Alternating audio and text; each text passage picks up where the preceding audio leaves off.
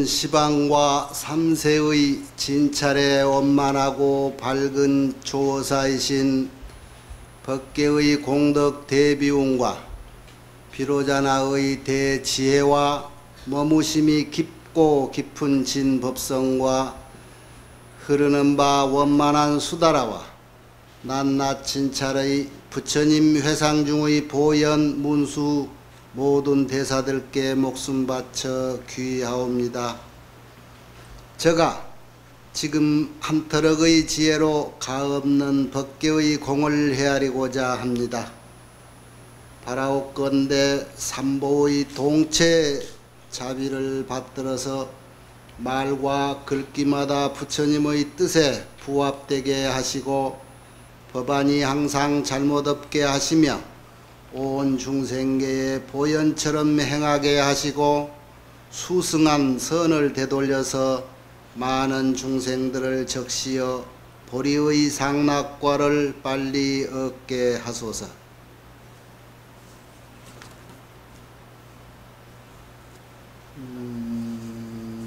제5 난승지, 지난번에 사염해지 살펴봤지요.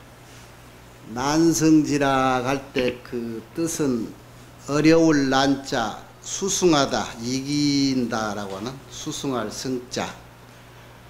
뭐가 어렵고 수승하냐?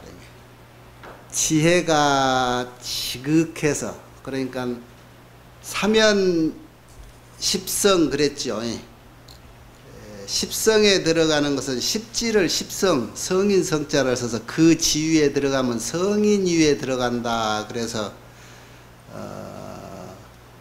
십행, 십해양까지를 사면 현인이라고 그러고, 십지에서 제초지, 제2지, 이구지 또는 염해지, 난승지, 현전지 이렇게 해서 제10지까지 올라가는데, 제1초지에서부터 성인의 대접을 받을 만큼 그 지위가 높아요. 지위가 높다는 것은 공부가 뛰어나다는 거예요. 그러니까 지혜가 뛰어나고 복덕이, 공덕이 뛰어나다. 지위라고 하는 것은 결국은 지혜의 높이고 공덕의 높이예요. 그게 공덕은 일종의 복이지요. 그래요. 복과 지혜가 높아지는 것이요. 성인의 위력, 그 지위 높아진 분들의 힘, 그것은 결국 그동안에 꾸준히 쌓아온 성근력이라, 지혜와 복의 힘이요. 그것을 본인이 넘치도록 가지고 있는 것들 모든 중생들에게 이렇게 다 베풀어 주는 것, 그게 이제 능력자죠. 성인 위의 가장 꼭지점은 정각자라, 부처님. 부처님은 몇 분이나 될까요? 지금도 자신이 없어요? 부처님은, 세상의 부처님은 몇 분? 우리 기억에, 우리 기억이라고 해봐야 3000년 전인데, 3000년 정도 기억력 갖고 있는 사람 기억 속에 있는 부처님은 한 분이죠. 서가모니 부처님. 대단한 어른이요. 그 이후에 그 어른만한 분이 지금 안 나타나는 모양이라. 이 십지보살 중에서도, 십지성인 중에서도 제초지는 좀 낮아요. 그런데 제2지, 제3지 보살이 지혜가 높아가고 깊어가고 공덕이 쌓아갈수록 지위가 올라갑니다. 그 공덕이 우리가 쉽게 이해할 수 있는 정도로 구별을 하자면, 초지 보살은 연부제의 왕이 된다. 다작왕이라고 우리가 글 뒤에 나왔죠. 출가 수행한 공덕이 어떻게 세상에 드러나는가. 그 공덕이 최초의 제1지 지위에 있는 사람의 위치는 우리가 상상할 수 있는 지위가 연부제의 왕이라. 제2지에는 전륜성왕의 위치다 그랬어.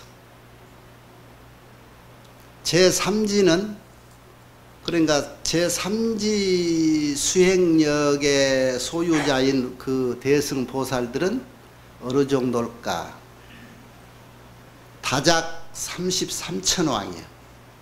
33천왕이면은 어디에 해당이 돼요? 도리천 제석천왕쯤 되는 거예요. 도리천궁 천왕이 제석천왕이죠. 거기에 동서남북 중앙에서 33천왕 아니야? 다작 33천왕이라. 그러니까 다작이라는 것은 뭐냐면 전륜성왕이 있어. 하나의 전륜성왕이라 그러면 각 세계에 나름대로 다 수없이 많은 전륜성왕이 될 수 있다는 거예요. 화신. 제4지의 위치는 어느 정도일까? 야마천왕. 수야마천왕이라고 그리 나왔죠? 오늘은 난승지인데 이 정도 수행이 이제 높아진 사람은 지금 현직에 딱 가서 이 일을 하시오 그러면 어느 위치까지 갈 것 같아요. 여러분, 정부가 바뀌어서 대통령이 바뀌면 각 장관, 각임 장관들을 임명하잖아요. 적어도 그 수준에 맞는 사람을 임명해야지, 그지? 지금 저 사람이 초야에 묻혀 있지만은 어느 눈 밝은 임금이 탁 취해가면은 일국의 재상이 될 만한 사람이다 하는 사람들 숱하게 있지요. 그런데 삼고초려해서 모셔가는 사람이나 3번, 4번 거절해서 지금은 때가 아니다라고 사양하는 사람이나 그 코드가 아직은 안 맞아서 지금 이렇게 초야에 여러분들 같이 다 있는 거예요. 스님들도 우리 대한민국 선방에 그 다 후덕한 수자 스님들이 공부 이렇게 다 하고 계시다가 때가 되면은 저 도솔천에서 윤활을 하십시오 해서 얼른 모셔간다든가, 저 이 세상은 끝이 없으니까 저 어떤 세상에 당신이 꼭 해줘야 되면 그 위상에 맞는 정도의 그 적임자를 이렇게 탁 시헌으로 모셔가기도 하고 본인이 가는 거예요. 적어도 여기 있는 보살들은 오늘은 여러분 모두가 제5 난승지위에 해당되는, 우리가 알기 쉽게 얘기하면 도솔천왕 정도 되는 분들이에요. 도솔천이 어떤 세계예요? 적어도 우리 400년은 살아야 거기 하루 밤낮 되는 그런 세상에, 적어도 어디에서 부처님 노릇 하러 가기도 하고 금방 소임 마치고 돌아오기 위해서 잠시 쉬시기도 하는 그 숱한 부처님들이 모여있는 세계, 그 불지촌의 촌장이 될 자격이 있는 분들이라 이 말이에요. 아셨죠? 네. 여기도 마찬가지로 제4지 법문을 다 금강장 보살이 설해서 마치니까 모든 이들이 이제 그 청중 대중이 그 법문을 듣고, 아이고 금강장 보살이여 이제는 4지 법문을 다 해 마치셨으니 어서 5지 법문을 해주세요. 그렇게 이제 과거 법문 들은 것을 좋아하고 환희하면서 또 부처님 공덕을 칭찬하면서 다음 법문을 기다리는 그 시작이죠. 이제 지금 여러분 보현해보에 기록된 것이 그 1000마디에 여러 대중들이 칭찬도 하고, 또 이 십지법문 설해지는 이 천궁이 어디죠? 타화자재천이요. 타화자재천의 천왕이 자재천왕이란 말이야. 자재천왕이 대표로 또 칭찬을 하고, 자재천왕이 하늘 대중과 더불어서 이 법문을, 훌륭한 법문을 듣고 환히 용약하면서 기뻐하면서도 그 허공에 머물러 그러면서 가지가지 당신이 할 수 있는 그 능력껏 부처님 법문에 대한 찬양도 하고 이 현상도 보이고 하죠. 꽃구름, 빛 광명의 구름 이런 것을 관광하기도 하고, 그러면서도 끝없이 이들이 놓치지 않는 게 뭐예요? 모든 그 공덕과 해양들을 부처님, 좀 더 부처님을 잘 모시고 좀 더 부처님 시봉을 더 잘하고 있는 거예요. 그게 끝에 항상 나와. 모든 11개 공양을 하시고 그 또 공양하는 그 기분, 그 심정도 또한 한이롭고 기쁨에 충만되어 있다. 그러니 그 하늘 대중에 있는 대중 중에 이제 오늘 법문을 한다 그래가지고 또 특별히 대표로 이렇게 꽃과 옷을 입고 이 창가를 부르는 우리 바라민 합창단 같이 여기도 하늘나라의 모든 천녀들이, 체녀라고 그래, 하늘 음악을 연주한다. 이렇게 법회는 항상 이렇게 한이롭게 여러 군데서 찬양하는 그런 행사가 있는 거예요. 그렇게 해서 노래도 하고 춤도 추고, 그 춤은 출 것까지도 없어. 그냥 그 노래 부르는 그 자태가 춤이요. 그 입 놀리는 모습과 손가락 하나 움직임과 여기서 사뿐사뿐 걸어와서 나열했다가 노래 부르고 가는 모습, 이런 것들이 다 그대로 춤이고 노래란 말이에요. 에? 그렇게 하면서도 입은 그냥 이 노래하는 것 같지만은 오만 부처님의 법문 음석 칭찬하는 노래들이 같이 들려. 그 같이 들리는 소리가 지금 여러분 해보에 내가 발췌해 놓은 대표적인 것이 이런 거예요.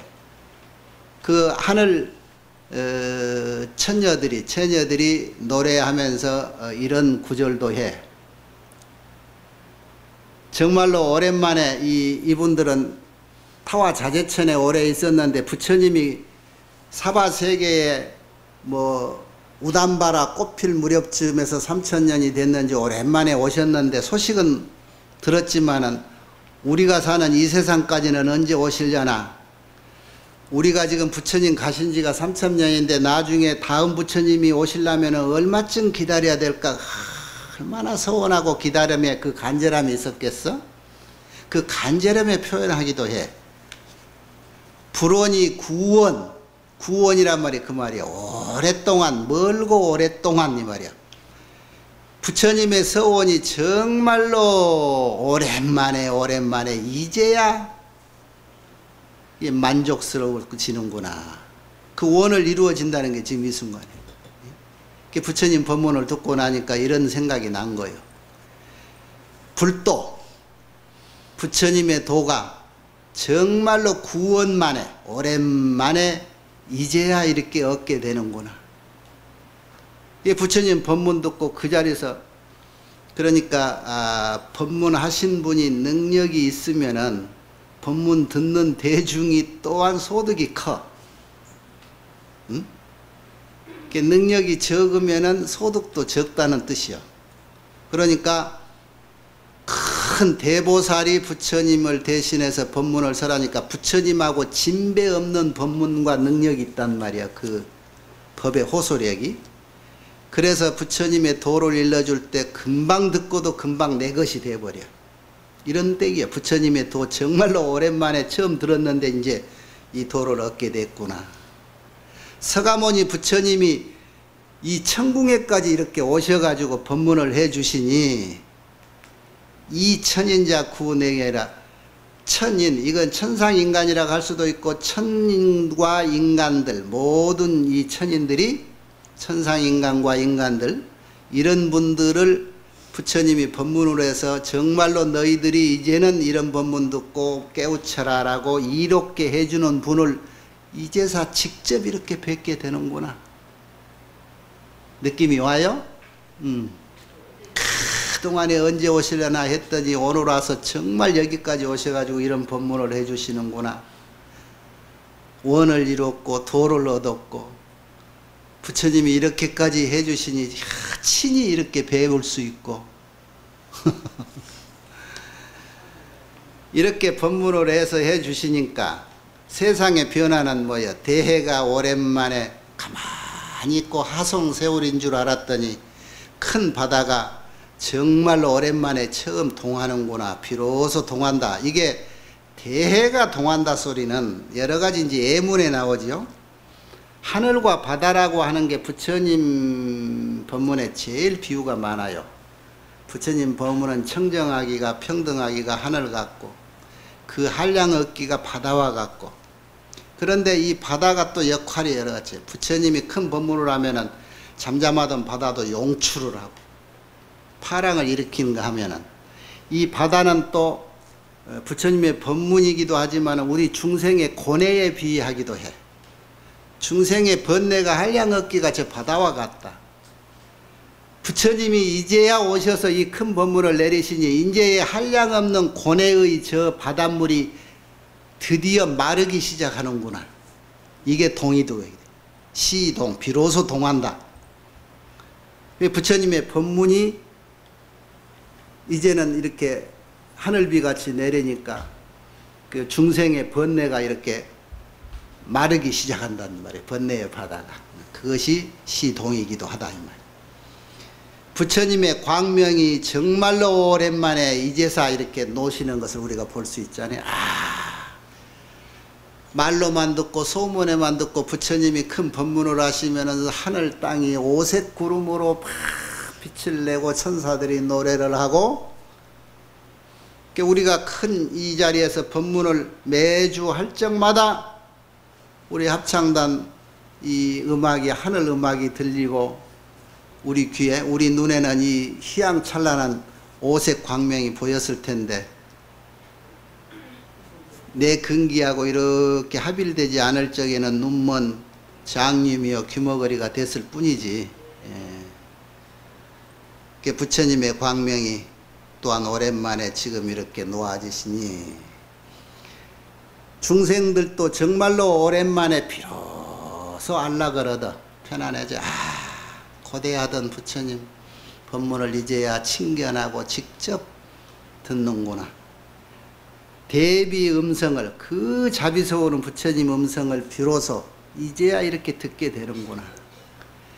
이 하늘 천사 천녀들이 이렇게 칭찬하는 노래를 하면서 이런 법문의 소리를 같이 이렇게 하는 거예요. 그러자 이제 다시 다른 법문설 할 때와 마찬가지로 우리 법문의 이 청법 보살인 누구지요? 해탈월 보살이지. 해탈월 보살이 마지막에 다시 금강장 보살에게 자, 대중이 이렇게까지 좋아하고 다음 법문을 기다리고 있습니다. 원컨대 어서 이 법문을 청해 주십시오. 금강장 보살이 그때의 해탈월 보살 또는 모든 대중에게 고하시기를, 불자야 또는 불자들이여 보살 마살들이 제 사지에서 행한 바를 이제는 다 잘 원만히 마쳤어. 이 사제 법문을 다 듣고 다 알아듣고 했단 말이야. 이제 제 오지에 들어가야 되는데 제 오지 법문은 그보다 한 단계가 높아서 이름으로 먼저 말하면 아까 말한 난승지라, 이 지혜가 지극해 가지고 그 무엇이 더 이겨먹을 수 없을 정도로 수승해. 그런데 이 법문을 들으려면은, 이 공부를 하려면은 남다른 또 각오가 있어야 돼. 적어도 10종의 마음. 여기에서 열이라는 것은 백이고 만이라 그랬죠. 우리 마음가짐을 또 달리 먹어야 된다. 어떤 마음가짐을 달리 먹어야 오지 법문을 들을 수가 있는가? 평등하고 청정하는 마음. 평등 청정심이 10종인데 그 10가지 평등 청정심을 가져야 제5지에 들어갈 수가 있다.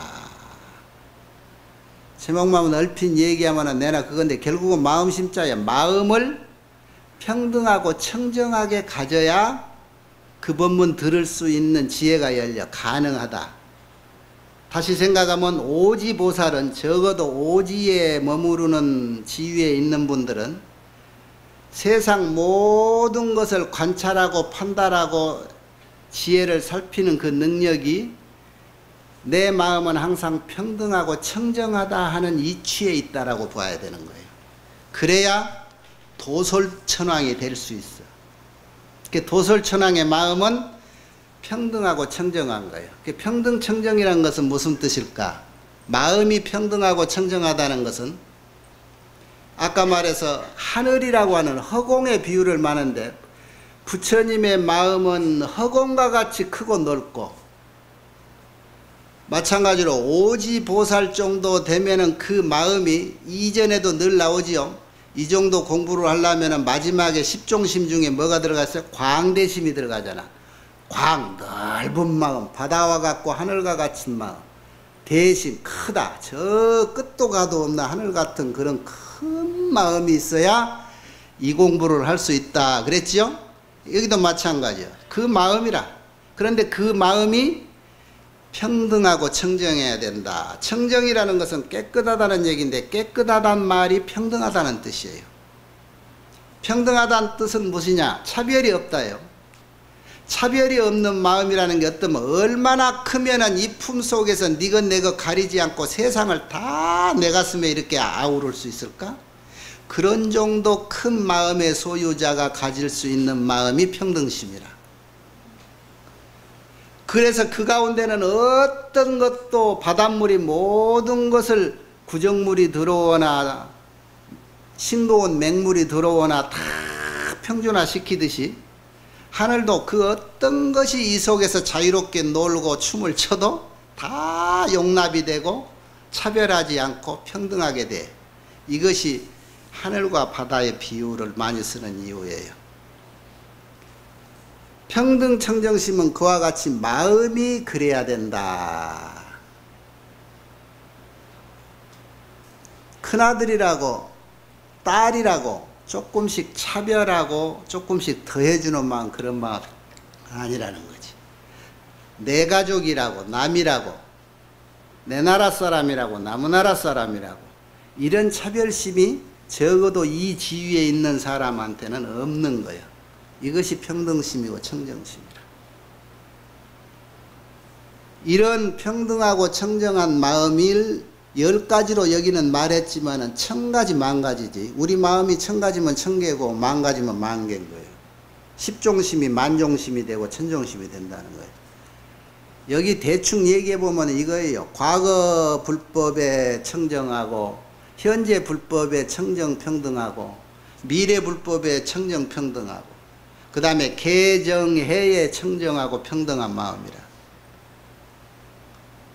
우리가 보면은 기초교리에서 전부 배워서 추려놓은 것들이에요. 그런 게 일체 어디에든지 평등하고 청정한 마음을 가지면 제5지의 이치에 들어갈 수가 있다. 그 법문을 수화할 수도 있다. 자, 이렇게 오지 지위에 들어가 가지고는 들어간 뒤에는 그 다음에 뭐죠? 그 세상에서 머물 거 아니야? 거기에 머물면서는 어떤 일을 하게 될까? 거기에서는 또 그 오지법 지위에 맞는 수행을 하는 거예요. 그 수행이란 또 어떤 걸까? 보살 마살이 이 십종 평등 청정심으로서 보살 제5지에 들어감을 얻고서는 불자야 보살 마살이 이 제5지에 머물러 마치고서는 그 다음에는 선수 잘 닦는다. 수행을 해야 되는데 무엇을 수행하느냐? 보리분법. 보리분법이 뭐지요? 37조도품 84,000 바라밀. 이게 똑같아. 초지보살도 10바라밀을 닦았고 이지보살도 바라밀을 닦았고 오지보살도 또한 37조도분이니 또는 바라밀이니 하는 걸 닦는 거예요. 얼마만큼 철저하게 그 바닥을 공부하고 얼마만큼 그 소득을 공과를 이루느냐 하는 차이라. 공부는 전부 똑같은 공부를 하는 거예요. 똑같은 공부를 하는데 얼마만큼 심도 있게 했고 심도 있게 내 것으로 만들었느냐 하는 데서 지위가 올라간다, 이런 얘기예요. 이해되지요? 예. 그래 결국은 선수 잘 닦는다 보리분법 공부하는 거예요. 그게 이제 그전에도 늘 들었던 것들이야. 마음 깊은 신심 물러나지 않게 하고 진여에 수순하고 하는 애들. 그렇게 해서 공부가 점점 깊어지고 내나 육바라밀을 닦고 팔정도를 닦고 여기에 또 뭐냐 고진멸도 사제법문을 또 닦아. 이 선수 보리분법이란 내용이 이렇다 이거예요.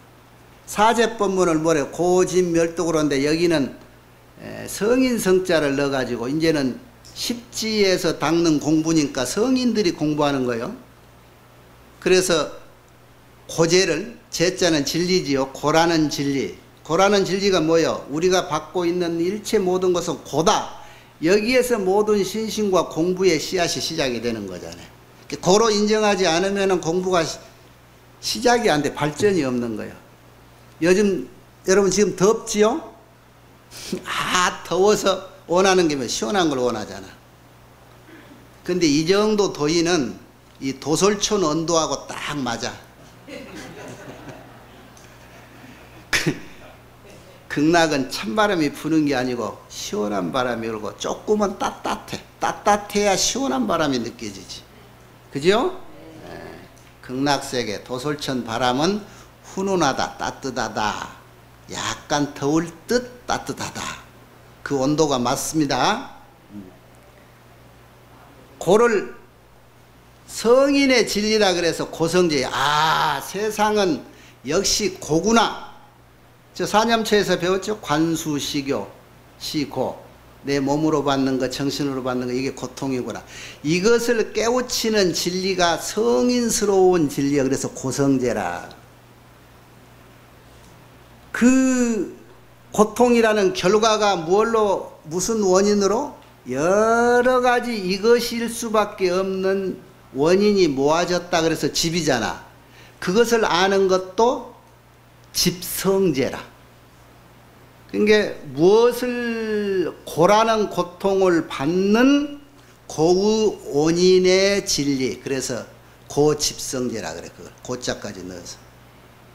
그 다음에 멸제는 뭐라고 하겠어? 멸성제 그러겠죠? 고멸성제요. 고멸성제란 말은 뭐냐? 고를, 이것이 고통이니까 없애야 되잖아. 수행을 해서. 그래서 고를 없애버리는 성인스러운 이치요, 진리요. 그래서 고멸성제요. 이 고가 나쁜 것이니까, 해로운 거니까, 싫은 거니까 없애고자 하는 마음인데, 없애려고 노력하는 게 뭐지요? 그게 도지요. 도. 그러니까 도는 이름을 뭐라고 붙여야 될까? 도성제 그래야 되지. 고도성제 그러죠? 그게 맞는 사람. 고멸도성제. 고를 멸해버리는 수행의 진리라 이 말이에요. 그래 고멸도성제 그러는 거예요.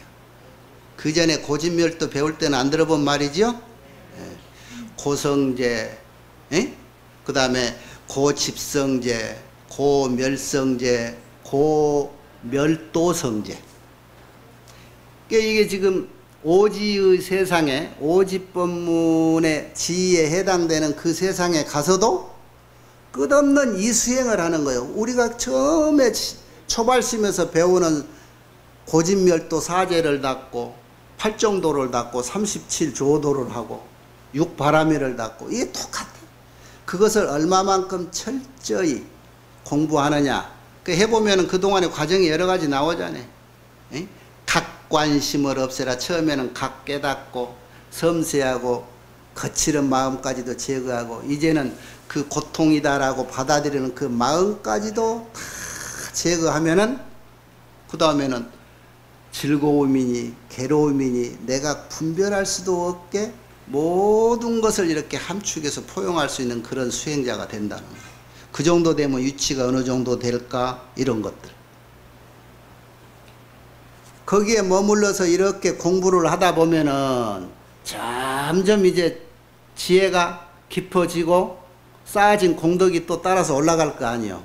그러면 또 어떤 능력이 생길까? 지혜가 뛰어날수록 생기는 것이 어떤 마음이 일어날 것 같아? 여러분이 공부를 그만큼 해보는 데서 바탕을 하라고. 그렇게 지혜와 공덕이 수승해지면 무슨 마음이 생긴다? 예? 자신이 이렇게 없어. 자비심이 생겨야지, 자비심. 그러니까 여러분한테 자비심이 왜 선뜻 안 떠오른 줄 알아요? 지금 본인이 본인들을 몰라. 왜 내한테 자비심이 없지? 지금 그걸 깨닫지 못하고 있는 거예요. 그거는 소승심이기 때문에. 소승심은 무엇이 모자란 사람일까? 서원이 없는 사람이. 모든 공부, 모든 수행, 모든 일에 있어서 최초에 나는 이것을 성취, 마지막에 대한 꼭지점, 이것을 성취해서 무엇을 하겠다는 서원이 바탕이 돼야 된다고 그랬죠. 서원이 있고 없고 차이는 중생과 부처 차이요. 대승보살과 소승 차이인 거예요. 나만 이로우면 돼. 귀찮은 일, 세상이 아무리 요지경 속이라고 떠들어도 내가 거기 뛰어들 일 없어. 나는 나만 편하면 돼. 이게 소승심이에요. 그런데 내가 밥 세 끼를 먹는다고 해서 지금 저 꼴을 저거를 보고 내가 어떻게 마음 편하게 밥이 먹어지냐? 아이고, 저 자리에 내가라도 뛰어가서 일조라도 해야 되겠다. 내가 그분도 살아 계시는데 그전에도 늘 얘기해서 한 번씩 내 느낌으로 비유를 했습니다만, 금산사 옛날 화림원 해가지고 하은경 첫 공부해서 뭐 할 때 그 강사 있는 스님이 천재라, 천재. 글도 많이 아시고 또 뭐 약도 많이 아시고 사람 간상도 잘 봐. 그 양반이 가끔 전주 이렇게 한번 나갔다 오시려면서 금산사 밑에서 버스를 타는데, 버스 타시기 전에 당신 말이 기사를 일하고 얼굴을 치다봐. 운전수가 일하고 운전하다가 타려고 할 때 잘 안 보이잖아. 그러니까 얼굴을 바로 보려고 말을 딱 건데, 그분이 영리한 사람은 말을 조금이라고 급하니까 더듬겼는데, 저 기사님 이 차 전주 가는 차 맞지요? 그러고 이라고 치다보는 거야. 그럼 운전수가 이라고 딱, 예 맞습니다 타세요 이럴 거 아니야. 그러면 여기를 딱 보는 거야, 얼굴을. 왜 보느냐 그랬더니 그 운전수가 승객 그 생명을 책임지는 사람이잖아요. 이 양반이 얼마나 조심성 있는지, 그날 일진에 운전수가 안 좋으면은 여기 미간에 암울하고 까만 기운이 돈대. 관상적으로 기운이. 그러면 안 탄대. 여러분 앞으로 대중교통 할 때, 택시 탈 때라고 택시한테 어디까지 가시오? 이라고 물어봤다가 여기가 검은점이라고 어른어른 하면 안 탄다고 그러는데, 그래서 내가 거기를 이렇게 얘기를 했어. 거기를 안 타는 사람하고, 아, 저 사람이 암울한 기운이 있구나, 이건 내가 타야 된다 하는 타는 사람이 있어. 누가 어른일까요? 왜? 내가 타서 그것을 조금 감해야 되겠다. 왜?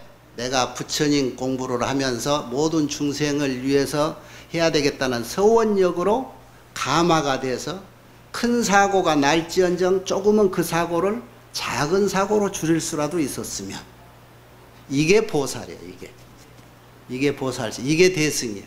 이게 서원력인 거예요. 그런데 왜 서원력을 해야? 최초에 공부를 시작할 때 이 서원력으로 바탕을 시작을 하지 않은 사람은 이렇게 떠오르지가 않아. 내가 물어도 여러분은 스스로 생각이 안 떠오르잖아. 평소에 그 생각을 안 가지고 있다는 얘기예요. 서원력이 있어야 돼. 서원력이. 말로만 전주 포교당 하은불교대학 맺기 하지 말고 말로만 평상스님한테 하은경을 2년째 공부하고 있습니다 하지 말고, 이 법문에서 나오는 그것을 내 몸으로 조금씩 받아들여야 된다 이러니. 그래야 탁탁 떠오르지. 누가 글을 내오래? 이 글에가 뭐가 이게? 글에는 뭐 없어. 그냥 이라고 손가락에 불과하잖아요. 그러니까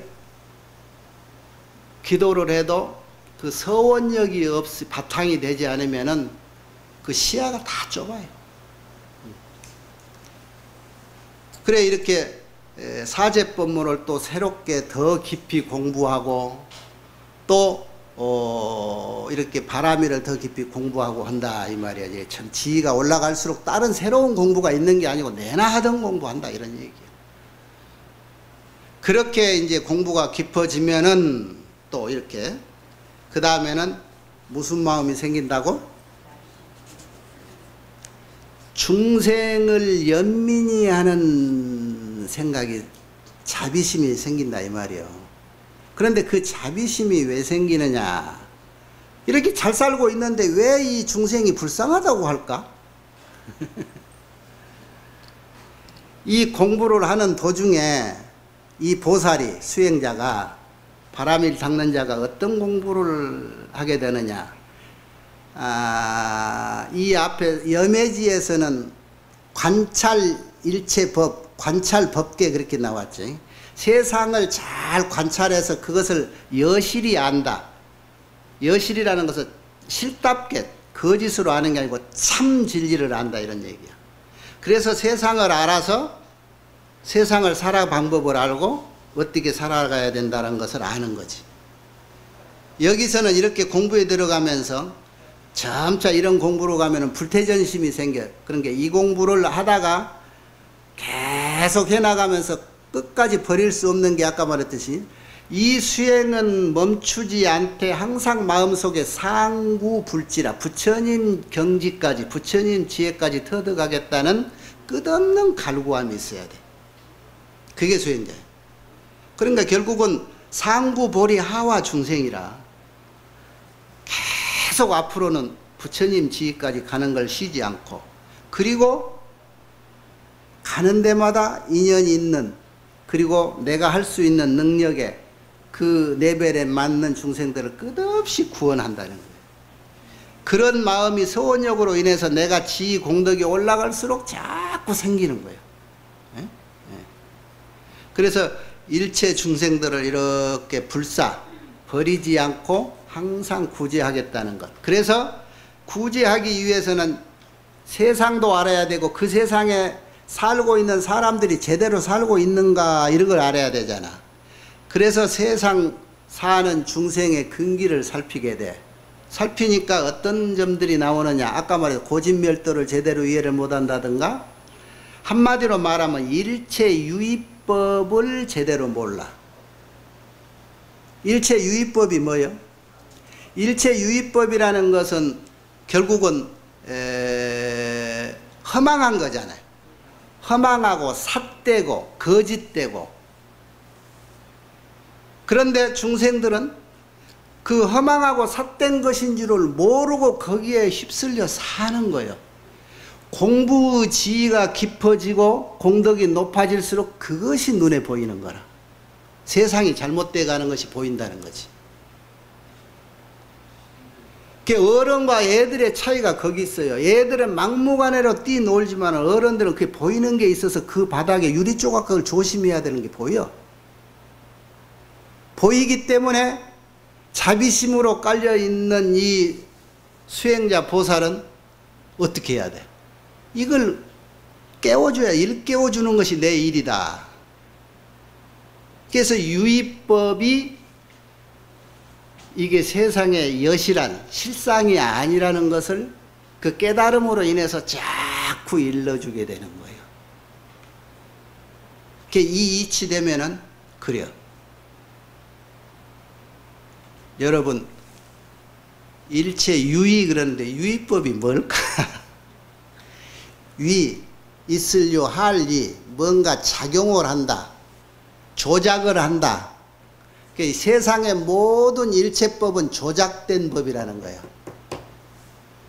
그런데 여러분 눈에 이 세상에 흘러가는 모든 일체법이 조작된 법으로 보여요? 안 보여요? 안 보여요? 보인다는 얘기인가? 자신이 없어. 안 보이지요?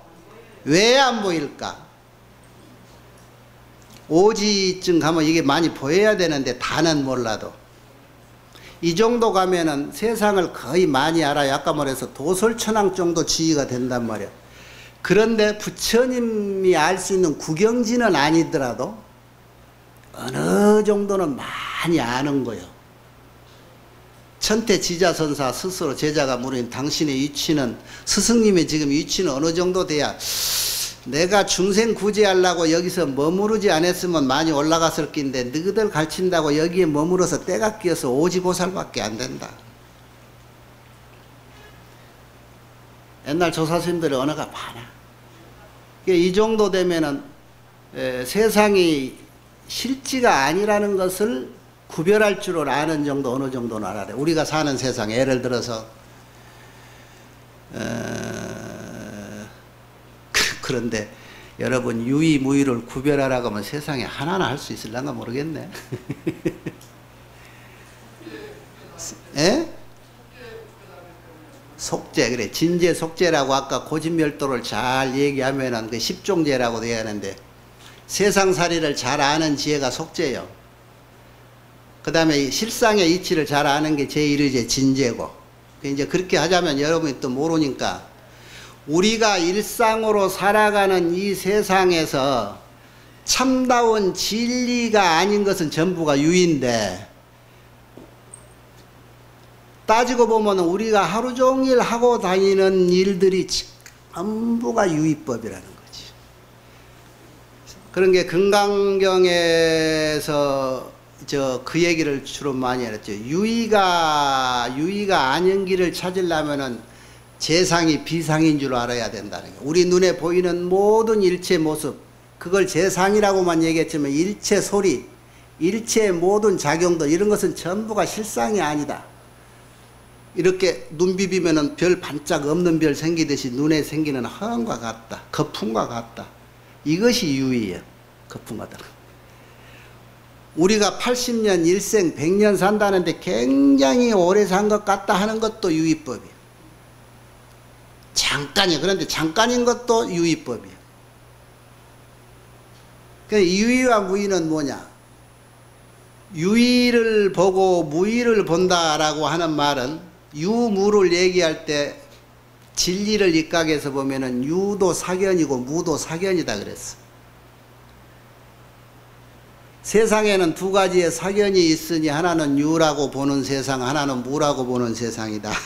그러면 세상은 뭐냐? 유도 무도 아닌 것이 진짜 세상이라는 거야. 그러면 세상은 아니라고 하는 것은 없는 거냐? 없는 게 아니야. 그러니까 있을 수도 있고 없을 수도 있다 소리가. 그게 세상이 묘하지. 그게 진리라는 거야. 있을 수도 있는데 굳이 있다라고만 해서도 안 되고, 없을 수도 있는데 굳이 없다라고만 해서도 안 되는 것이 세상이라는 거야. 자, 그러면 유의무의를 어떻게 구별하냐? 지혜가 뛰어나서 실상을 보는 자는 세상이 다 무의고, 실상을 못 보면 그 눈은 다 유의야. 아는 자 보는 세상은 무의고, 모르는 자 세상은 유의인 거예요.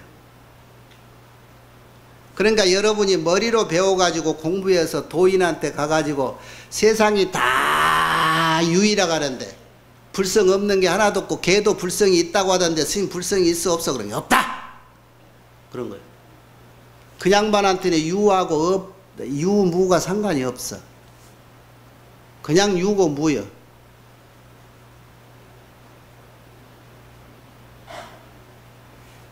여기에서 중도의 이치를 깨달아야 되고, 아까 말하는 평등과 청정의 경지가 거기에요.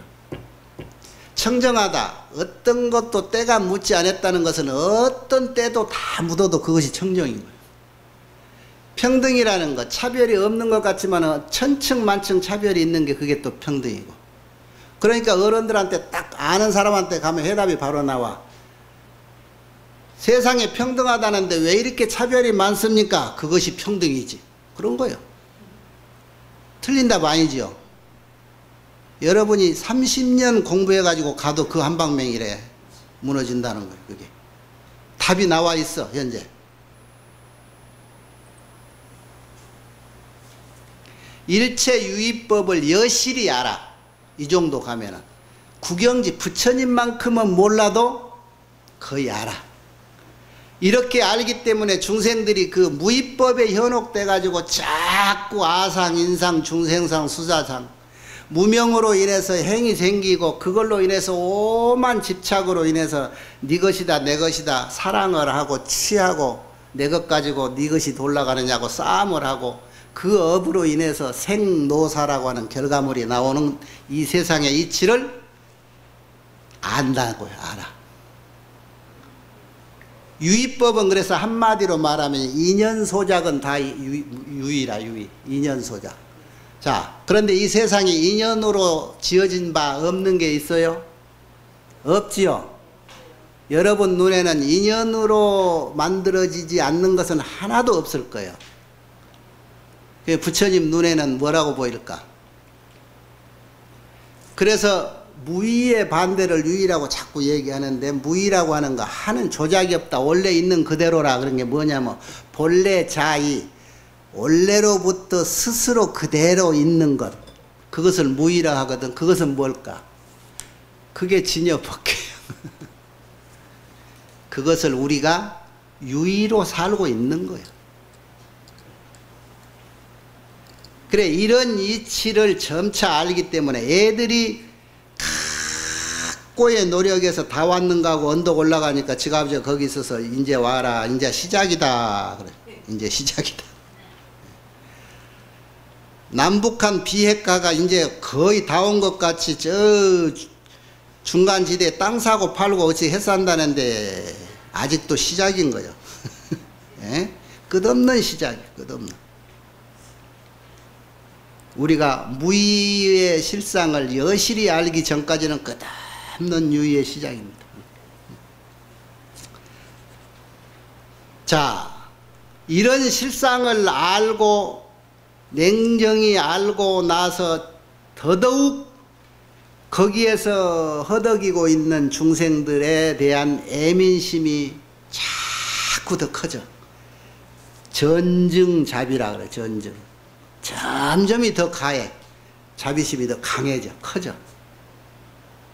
그래서 이 대보살은 중생을 구제하고 부처가 돼서 중생을 구제하겠다고 수행하는 이 대보살은 어떤 마음까지 먹느냐? 이 중생을 구해서 독일 발심이라, 나 혼자라도 발심해서 이들을 내가 뛰어들어서 이 세상에 뛰어들어서 이들을 구해야 되겠다.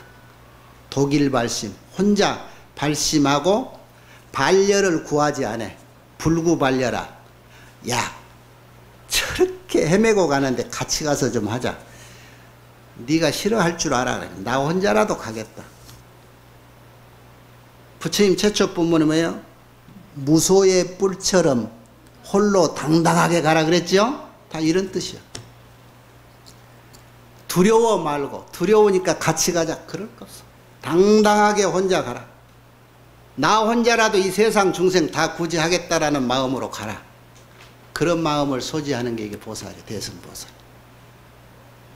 화엄경은 어떤 이치에 있든지 어떤 진리에 입각하든지 간에 모든 회양은 전부 수행에 쌓아진 성근의 결과물은 중생에게 회양하는 것.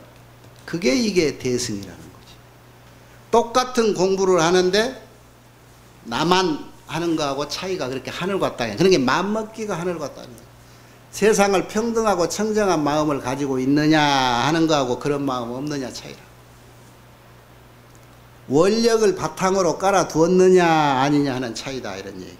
자, 이렇게 중생을 구제하겠다는 불사중생이라고 하는 생각을 가지고 있으면은 이제는 중생을 구제하기 위해서는 물불을 안 가리는 행동이 나오지요. 그래서 여기에 이 오지보살은 요즘 사람들이 이런 대목만 보고 막행막식하는 수행자가 눈에 많이 보이고 인터넷상에 떠드는데 여러분은 한 단면으로 잘 보시고 흐르면 돼요.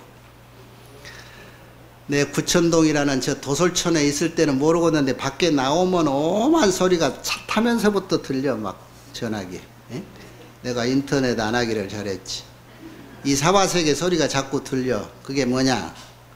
이게 근거 없는 소리들이 아닌데 이렇게 중생을 구제하고자 원력을 세웠던 보살이 이렇게 수행력이 깊어지고 지혜가 뛰어나면서부터 점차적으로 중생 구제할 수 있는 것이 혼자 뛰어들었지만은 이게 능력이 없어서는 안 되겠구나 해서 능력을 갖추는데 기술을 익힌다고. 세상의 온갖 기예를 다 익혀. 이제 이 대목이 무당이 집 지어놓고 전 봐주면서 절만자 세워놔도 법에서 타치 못하는 게 다 이런 거예요. 이 대목 때문에. 잡아넣어야 경범죄 해당도 안 된다는 거예요. 사주 보고 간상 보고 중생이 원하는 것을 해주기 위해서 별걸 다 익혀. 마이크 잡고 노래도 불러. 방송 갈 때 스님들이 노래 불러줘 준 거 다 마지 못해서 하는 건 줄 알지요? 누가 집 짓는다고 하면 터 잡아주고, 이거 온갖 기회가 여기 다 나와. 그 요즘 수맥도 잡아주고, 성직도 하지. 그런 것도 하잖아요. 어디 광산에 큰 금은 있는가 싶으면 그것도 막 세상 사람이 모르니까 캐서 중생들에게 놀아주고, 돈 많이 버는 제주도 설득 일러주고, 언제 주식 팔고 언제 살아있어요. 이런 오만 잡다한 기회를 익히게 돼 있어, 보살이라면. 그러니까 여러분, 절대로 결정적인 법은 없어요. 정해진 법은 없습니다. 저 스님 저 절에 갔더니 사주 보더라 너무 미워하지 말고, 오직 중생이 그거 봐달라고 하면 그거 배워가지고 봐줄까. 저 스님 아까 가지고 관상 보더라, 그것도 여러분이 원해서 해줬어. 중생이 원한다면 다 해준 거예요. 단 하나, 명확하고 정확해야 된다. 노래도 하려면 가수 뺨치는 정도가 돼서 사람의 노래소리 들으면 그냥 감동이 있어서 눈물이 나기도 하고 기뻐서 춤을 추기도 하게 부르고, 에? 아이고 이제 앞으로는 노래 다신 하지 마쇼 소리 하려면 하지도 말고 처음부터. 이런 오만 잡다한 것들을 하되 정확하게 명확하게 뛰어나게 해라. 그래야 큰 도움이 된다. 안 그러면은 도움보다도 해로움이 많을지니라. 이런 것들이 결국은 이 사바세계 오만 잡기가 어떻게 해서 생겼다? 자비심에서부터 생긴 거예요. 왜? 중생을 이롭게 해주려고, 도와주려고, 조금이라도 해롭지 않게 해주기 위해서. 이게 이 오집법문에 다 나오는 얘기들이. 이렇게 해서 여실하게 명명백백하게 잘 알아서 해주면 오직 좋아. 그렇게 하면은 이제 능력이 이제 뒤에 또 나와요. 이런 정도 능력의 소주다는 다견백불, 부처님을 많이 친견할 수 있고 직접 뵙고 직접 법문 들을 수 있고 하는 얘기들이 지마다 나오듯이 계속 나옵니다. 그러면 부처님을 더 많이 더 친견할 수 있겠지. 지금 여러분 속에 가면 쓰고 숨어 있는 부처님을 다 뵐 수가 있어. 지혜가 높아지면 눈이 밝아가지고. 연극하지 말고 나오시오 그럴 때 나오란 말이야. 응? 때로는 이쁜 치마저고리 입고 연지 찍고 곤지 찍고 하지만은 다 그 속에 장부가 들어 숨어 있다는 것도 알 수 있고. 그게 나는 대충이라고 봐. 여러분 내 앞에서 위장하지 마시오. 이라고 보니까. 응? 이런 거예요. 그러면 이제 그런 능력들이 생기고 그 능력만큼 친견할 수 있고 그 능력만큼 중생 구제 활동을 할 수가 있고 그런 거예요. 그런데 이제 그런 능력을 과시하되 좋은 점을 몇 가지 일러놨어요. 그 항상 빠지지 않는 게, 그렇게 하면서 끊임없이 상구보리 하라겠죠. 부처님 지혜를 구하는데 그 공부 중에 좋은 공부 하나가 또 우리 자랑할 수 있는 게 뭐냐면, 출가해서 스님이 되면은 정말로 뛰어난 공부를 더 잘할 수 있다. 여러분 하루 12번 중에 몇 번은 아이고 나도 스님들 같이 머리 깎고 그냥 자식 걱정, 뭔 걱정 안 하고 먹고 사는 걱정 안 하고 산중에 살고 있을 때 그런 생각 들어 나지요? 그걸 왜 못하지? 못하니까 못하는 거예요. 그러니까 그렇게 수행하는 과정 중에 스님들이 금생에 머리 깎고 출가해서 금생 출가라고 하더라도 중노릇하고 이렇게 수행한다. 굉장한 누대의 이 서원역이 그때서야 시작이 되는 거예요. 마음먹었다고 당장 안 되잖아요. 근데 금생이 와서 마음먹고 갔어. 얼마나 사전에 알게 모르게 준비가 돼 있겠냐 이런 게. 갔는데 어떤 사람은 지가 맘먹으면 안 될 게 뭐 있냐고 갔는데 지가 엄마가 데려가고 삼촌이 데려가고 누나가 와서 데려가버려 할 수 없이 그거 안 되는 거예요.